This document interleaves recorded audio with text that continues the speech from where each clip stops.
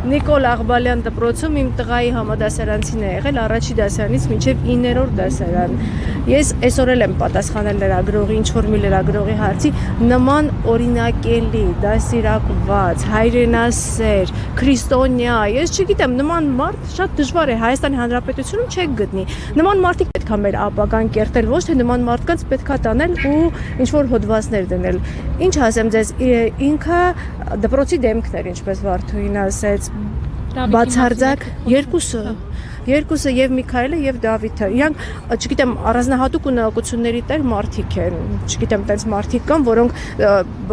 երկրորդ, առաջի, երրորդ, չորրորդ դասարաններում իրանց կյանքի միակ նպատակը լավ սովորել, լավ մարդ դառնալ, հայրենիքին պիտանի մարդ դառնալ, դուք պետք է այդ երեխեքին տեսնեիք Ղարաբաղյան պատերազմի օրերին։ Մարդիկ լուրջ եմ ասում, հոգեկան բաներ են ստանում ու այդ հայրենասեր, քրիստոնյա մարդիկ շատ եք տեսել 10-րդ, 10-րդ դասարանի տղաները, որ ամեն կիրակի գնան եկեղեցի պատարագի։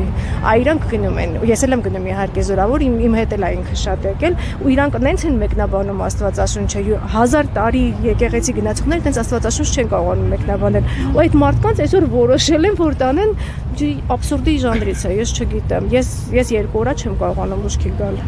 Խնդրում եմ, թող ինչ-որ մի պաշտոնյա, հենց թեկուզ Լուսնե Բադալյանն է, որ այդպես գրում է, թող մի հատ հանդիպում կազմակերպի, գնա Միքայելի Դավիթի հետ զրուցի, իր բոպիկ վիճակից ամոթով հետ կդառնա։ Լուրջ եմ ասում, այդ երեխաները արժանի են ամեն առավելագույնին։